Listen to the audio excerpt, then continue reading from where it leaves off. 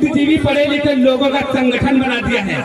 1 minute नहीं लगेगा, तुम्हारा साथ देने के लिए तुम्हारा संगठन तुम्हारे साथ खड़ा होगा और संगठन के दम पर आप लड़ाई लड़ो, हम तुम्हारे साथ हैं।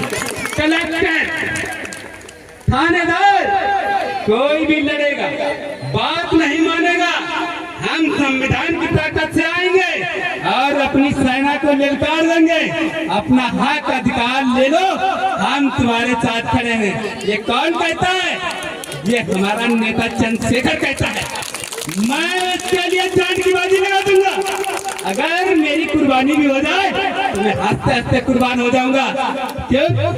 70 साल बाद नेता आया है मेरे बीच में, अब तक नेता नहीं आया था और इस नेता को हम पीछे नहीं हटने देंगे।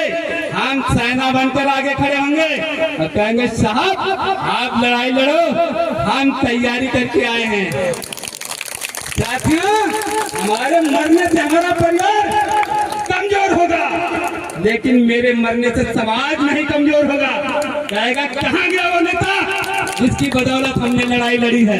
इसलिए मैं अपनी परिवार की परवाह नहीं करता हूँ, मैं समाज की परवाह करता हूँ। अरे मैं 1 लाख 2 लाख 4 लाख कमा लूंगा, लेकिन जब मोहब्बत पैदा करके जाऊंगा, जो ताकत पैदा करके जाऊंगा, जो हिम्मत पैदा करके जाऊंगा, वो पैसे से नहीं मिलती, हमारे जैसे संघर्ष करने से मिलती। साथियों, जानते हो जिलाध्यक्ष बराबर लगे हमारी ताकत देने के लिए। डरने की जरूरत नहीं, क्योंकि मैं तलवार नहीं चलाता हूँ जो लिखा दोगे, मैं कुल्हाड़ी नहीं चलाता जो दिखा दोगे, मैं कलम चलाता हूँ साहब। एक कोने में बैठकर समझ नहीं पाओगे मैंने क्या लिख दिया। फिर पुलिस वाला आएगा, साहब चलिए थाने तुम्हारी शिकायत आई है। अरे मेरे समाज के लोगों, पढ़ना सीख लो, लड़ना अपने आप आ जाएगा। पढ़ना सीख लो, लड़ना अपने आप आ जाएगा। मुझे पता चला कि इस गांव में लोग बगावत करते हैं। हार जाओगे, दोस्ती कर लो, फायदे में रहोगे। दोस्ती कर लो, फायदे में रहोगे। मैं ज्यादा नहीं बोलूंगा, मेरे जिलाध्यक्ष जी बैठे हैं, मैं अपनी बाड़ी को विराम देता हूँ और जिस दिन बुलाओगे मैं तूफान बनकर आऊंगा। जय भीम, नमो बुद्धाय। आबादी कही जाने वाली हमारी नारी शक्ति माताएं बहनें जो हैं, पहली बार हमको लगा कि आधे पुरुष और आधी हमारी माताएं बहनें बैठी हैं। ये बहुत गौरव और गर्व की बात है। हमारे समाज को इसी चीज़ की ज़रूरत है। हमारी माताएं बहनें जब हमारे प्रोग्रामों में बराबर का हिस्सा लेंगी तो हमारा परिवार, हमारे बच्चे जागरूक होंगे और शिक्षित होंगे। हम तो अकेले जाते हैं किसी प्रोग्राम में, लेकिन अपने माताओं बहनों को ले जाने में शर्म करते हैं। ऐसा नहीं होना चाहिए।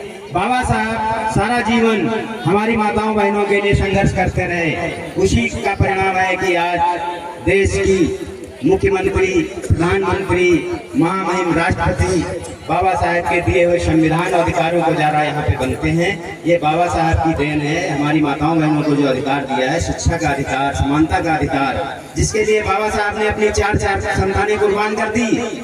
घर में लाश पड़ी थी, गोलमेज सम्मेलन में जाने के लिए अपने सबसे चहेते बेटे राजरतन का शव घर में पड़ा था, लेकिन माता रमाबाई ने कहा साहब 3 बच्चे तो पहले कुर्बान हो चुके हैं, 4थे बच्चे की घर में लाश पड़ी है। इसके लिए अगर आपके पास पैसे हो तो निकाल के हमें दे दीजिए, कफन मंगवा लेता हूँ। बाबा साहब ने अपने जेब में हाथ ऐसे डाला और हाथ जेब में पड़ा का पड़ा रह गया। वो बेचारे निकाल नहीं पाए। माता रमाबाई समझ गई कि साहब के जेब में एक भी पैसा नहीं है। उन्होंने धीरे से हाथ पकड़ा बाबा साहब का और कहने लगे चिंता मत करिए, मैं समझ गई हूँ कि आपके जेब में एक भी पैसा नहीं है।